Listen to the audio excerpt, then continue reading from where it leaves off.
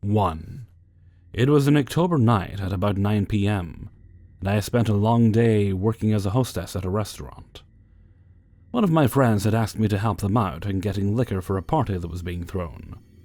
Because I didn't really have time to get it all in one shopping trip, I went to 3 different liquor stores in a matter of 3 days, one each day. I ended up spending $180 on the liquor altogether. They said they would pay me after I got it, because they had no idea how much all of it would cost, and they would add a tip, which I was fine with. At the last liquor store I went to, I hauled out the rest of the order to my car.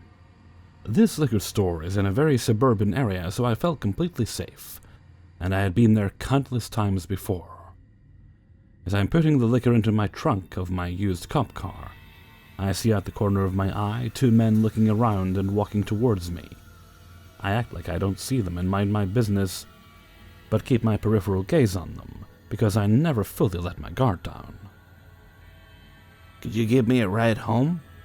one of the men asked in a black hoodie. I said, "I'm actually very busy tonight, and I have stuff that I ought to do when I get home, trying to be as nice as I can. There's a light rail over there, and it's also where buses circulate." He came back with, "Well, I don't really know where I'm going." So I told him, "There are maps over by the light rail to show you its path." He just looks at me with his friend. They pull up bandanas over their faces, only revealing their eyes, and he pulls up his shirt, which reveals a gun in his waistband. I'm so stunned that I can't respond. All that's going through my head is, oh my god, my parents are going to kill me for getting their car stolen. "I don't think she thinks we're serious. Put the gun to her head." He put the gun to my head, and this wave of shock hit my body, and it doesn't feel real. A couple seconds pass, my brain sort of starts functioning again, and I hand over my keys. As they are trying to figure out how to get into my car, I just stand there frozen, not able to comprehend that my car is being stolen by these men for 10 seconds. They take a good 30 seconds to figure out how to turn the car on and learn the controls. While that's happening, I'm standing still as a rock because I'm thinking that they would just shoot me if I started to run. Then my mind tells me run because they could take me with them and hold me hostage, or God knows even what. I was holding my purse, which had my whole life in it, and I know it wasn't a good idea to do this, but it was so convenient. I had all my medications, money, and everyday things I need while I'm out doing stuff. I was trying my best to keep it out of sight and back of me. All of these thoughts are rushing through my head for the next 20 seconds. All of a sudden, another man runs out of the store as the car is driving away, and he hops into the back of it. While I watch them drive away quickly, I slowly walk towards the liquor store, and as soon as they are out of my sight, I start running to tell the liquor store employees about the incident while my body was shaking. I tell the store manager, "Lock the door, my car was just stolen at gunpoint." This man has the audacity to ask me, "What if we have customers?" The employee, freaking out, runs toward the door, locking it, yelling, "Oh my god, what? This never happens here, this is crazy, what happened exactly?" I try to tell her while my whole body was shaking, my voice was shaking, and I start tearing up because of the shock. As I'm telling her this, she picks up the phone and tells me to call the police right away. The police come in less than a minute, and I give them my statement. The man I told this story to said, "This kind of thing happens a lot, unfortunately, and it's very rare that we find whoever has done it. It's hard to determine what will happen to your car as well. We'll just have to wait and see." Which makes me feel so much better about everything. I tried calling my mother, father, and brother. No one picked up as I cried. I laughed a little bit because this type of thing would only happen to me. Although he had work early in the morning, I called my boyfriend because I didn't want to ride home in a police car. I needed to be with someone I knew and could talk to about this with. When he picked me up, he had been asleep and got annoyed with me first, and then I explained the gist of what happened so I would be able to explain and go more in depth in person. He didn't come in time, so I got driven home by the cops, and he met me at my house. Shortly after we got to my house, my parents got home and were in shock about hearing what happened. We all sat around and talked about it until my boyfriend had to go home to get a proper amount of sleep. The next day I decided I had to drop my class that wasn't going well to begin with, because there was no way I was bouncing back after that. I just needed some time to recuperate. I told my friend about all the liquor that was stolen, and by that I mean all $180 worth of liquor was stolen. They told me they felt bad they put me through that, and I just told them, look, it's not your fault, but I spent $180 of my own money for you guys, and as long as you can pay me back for it, I'll be fine. There was a good amount of people that were chipping in for this party, and some of them didn't even want to give me money because they believed it wasn't their fault, that I was dumb enough to get my car stolen, so why even give me money for liquor that I didn't have? Eventually, they scraped up the money and paid me back a couple days later. 5 days later, they found my car ditched on the side of the road in the city. I had my car thoroughly cleaned after the incident and picked it up. When I got my car back, I realized these men had even stolen everything, even my expensive textbooks I left in my car for school that I was going to return. I had pushed down all of my emotions so long that a week later I had an emotional breakdown. And I still am never the same after that event. To the gentlemen who are still out there that stole my car, let's never meet again. 2. Although it's not my story, I would like to hear some suggestions, because I am too bad in giving one. She has helped me a lot, and I don't want to disappoint her by not helping her in this situation. I recently left my parents' home, and my friend is sharing her apartment with me until I find a place and get a job. We met while working at a coffee shop 6 years ago and have been best friends since then. We are both graduating this year from different universities. Today I was thinking I'd go to an old friend's house while she pleaded me to stay here with her, as she is too afraid to be alone in her apartment because she thinks she's being stalked. At first I thought she was being paranoid and laughed at her, but she told me the whole thing and I got shivers down my back. It all started when she was in her hometown, when she was at her parents' house. She told me that she was physically abused by her stepfather, so often would try to find ways to stay out of her parents' house. She said that at the time she used to hang out with a boy 8 years older than her, who used to live a few blocks away. She would often go to him and they'd smoke. She tells me that he wasn't any kind of boyfriend or something, but I don't know. She met him in a drugstore while buying medicine, and he came to talk to her and asked something. They exchanged numbers and began to meet. Although she denied having any feelings for him, she said she would stay in his room most of the time, mostly smoking.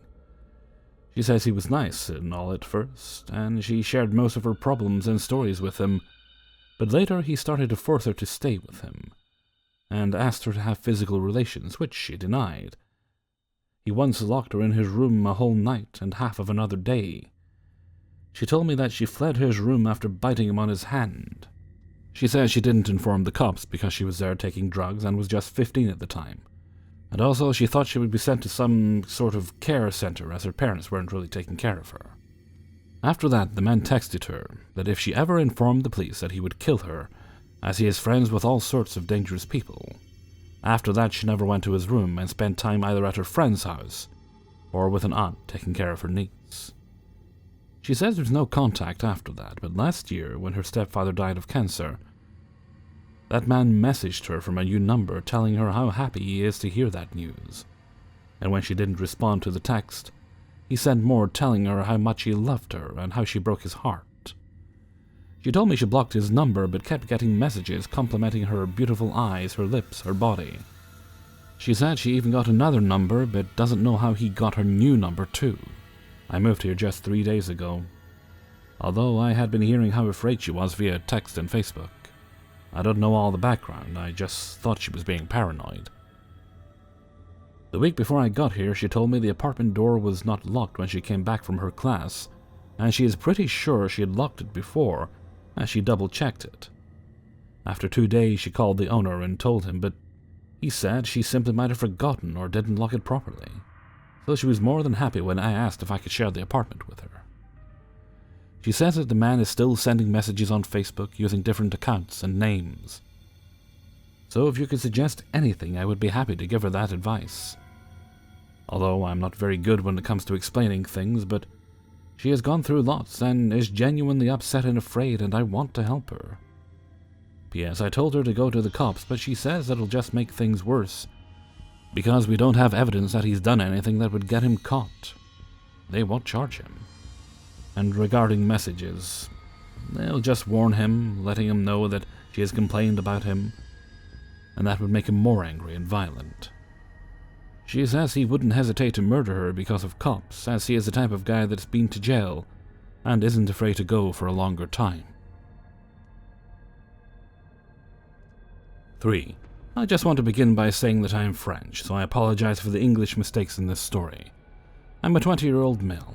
To remain clear, I'll have to introduce you to several important elements. My hometown is in a small city where the street lighting is very bad, so at best you'll get a creepy yellow lighting from a street lamp, and at worst, no lighting at all. My parents' house is a 10-minute walk away from my girlfriend's house, so I walk between the two on a regular basis. There are 2 ways to get to my girlfriend's house on foot: a long way, 15 minutes walk, through large streets with decent lighting, and a short way through a park which obviously has no street lamps. You can guess which one I'm used to taking, and understand why I'm quite stressed when crossing this park, especially since it is known to host regular drug deals. Above the park there's a hospital, which is the only place where lighting is a bit reassuring. When someone tells me I should stop walking through this area, I always joke that if anything goes wrong, I won't be far from the hospital. I should have kept my mouth shut. One night last summer, I had spent the evening at my girlfriend's house and decided to walk back home. Her parents were asleep, mine too, and I didn't have a car to drive back then. It was around 3 a.m., so there is usually not a living soul wandering in town at this hour. I walk out of my girlfriend's house, I cross the street, and I suddenly realize I forgot my backpack at her place. I couldn't knock because I would have woken up her family, so I started to call her. While doing so, I turned around and I see someone walking towards me. Luckily for me, I recognized the man. We were in the same high school and had a friend in common. He, like me, the nerd type, and had always been pretty awkward in social relations. I knew he lived in my girlfriend's street, so I wasn't too worried. I still noticed several strange things when watching him from afar. First, he was walking away from his house, so he had just left it after I had left my girlfriend's house. Second, he was watching me. Third, he was walking strangely. It was an almost robotic pace, but he was trying to seem like he was walking casually. So here I was, trying to call my girlfriend, and seeing this guy coming closer and closer, until he finally crossed the street and came towards me. I started talking on the phone, even though my girlfriend still wasn't answering, and I decided to ignore him. We knew each other, sure, but I hadn't talked to him since high school, and 3 a.m. didn't seem like the appropriate time to chat. He passed to my left, and seemed as if he hadn't seen me at all. His eyes were now focused on something behind me, and his pace remained the same. I turned back and saw him walking along the street for 50 meters. I kept on talking on the phone. My girlfriend was, as I found out later, asleep, as I saw him suddenly turning on the right and entering an alleyway. And that is when I froze, because I know this area by my heart, and I knew pretty well that there is absolutely nothing in this dead end. It is only an exit for some construction vehicles, and is never used by anything else. I started wondering what this guy could do in such an alleyway at 3 a.m., and I suddenly realized something. He was waiting for me. I had seen him a few times in the neighborhood, he knew where my girlfriend lived, and he could have seen me walking home quite a few times. I had to find another way to get home, but this street was the one leading to either the park or the lighted boulevard, my long way home, so I decided to wait, still pretending to talk to my girlfriend. After something like 3 minutes or so of me talking pretty loudly, he walked out of the alleyway and came back towards me in the same robotic pace. He passed next to me once more, and same as before, seemed as if I wasn't there. As soon as he passed me, I started to walk towards my home while keeping a normal pace. I passed the alleyway where he had hidden and checked once more. There was nothing but a dark street, which wasn't reassuring. Once I passed the alleyway, I looked back to spot him. He wasn't there. I stopped for a second, thinking he could have turned around somewhere, and that is when I saw him again. He had crossed the street, turned around, and was now walking in the same direction I was heading to, but was hidden at times by trees and parked cars. I decided to keep walking, but looked back quite often to make sure he was still there. I finally arrived at the intersection leading to either the lighted boulevard or the dark park. And there, you guessed it, I entered the park. I couldn't explain why, but I must have thought I could run and hide behind a tree if need be. I looked back and the guy had crossed the street again and followed me inside the park. He was 20 meters behind me, but had started to walk faster, mimicking my pace. I started to think about confronting him. I'm neither tall nor muscular, but neither is he, so I could fight him and win. I quickly abandoned the idea, as he could have a weapon that I was unaware of. I decided to make sure that he was following me. It might sound stupid, but I was thinking that all of this could be a coincidence. On my right was the hospital parking lot, which led to the hospital itself, located above the park. I walked out of the path straight towards the parking lot above, so basically cutting through the grass.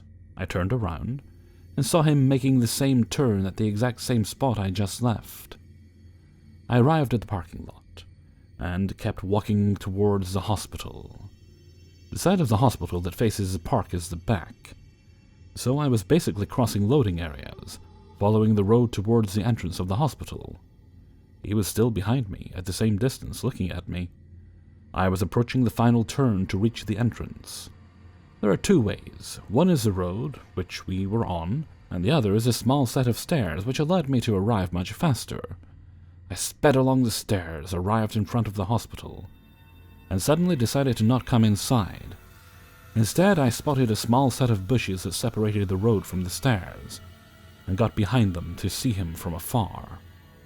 After a few seconds, he emerged from the road and walked toward the hospital entrance. He stopped there and started to look around for me. He walked across the parking lot, went close to the entrance to look inside while I stayed still. He kept the same robotic pace for the entire time. After a few minutes, he started walking back towards the park. I waited a bit and rose up again. I still couldn't picture the reason why he would do this, and looked back towards the park. He was still walking with the same pace while I was watching him from the top of the stairs. I kept my eyes on him for as long as I could, and I felt relieved when I saw him approaching the turn that would lead him back into the park and out of my sight. Suddenly his head turned towards me.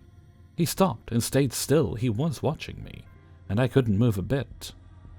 I could not say how long this lasted, but something clicked in my brain, and I started running the other way without turning back.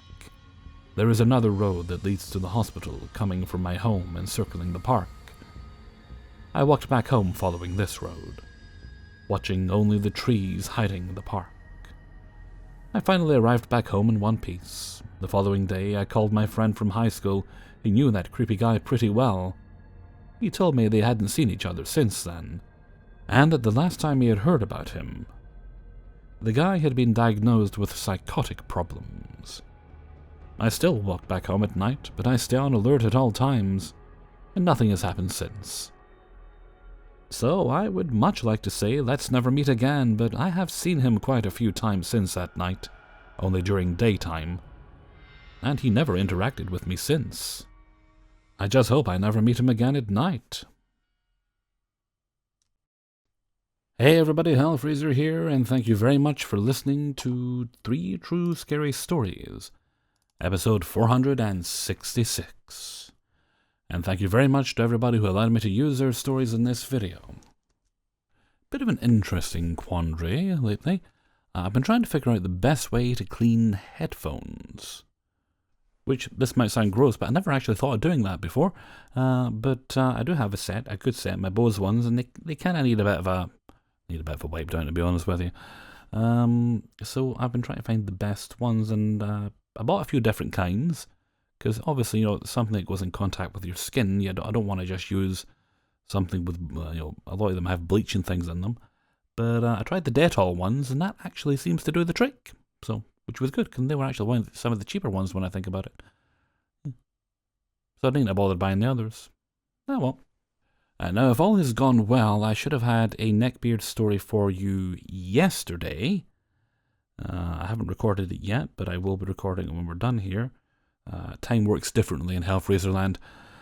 I often find it's better to record things in reverse, not literally in reverse. Although I probably could. That would be weird, though. But, I find if I do it in reverse, I don't get bored halfway through and think, I should probably just do the rest tomorrow. And no lazy freezer. Lots of work to be done. Okay, I should probably head off for now. Today, keeping me company, I have clips from the Big Fat Quiz of the Year. I absolutely love that show. Wish you'd let me buy them. Okay, and with that, I'm going to head off for now. So until next time, thank you very much for listening, and take very good care of yourselves.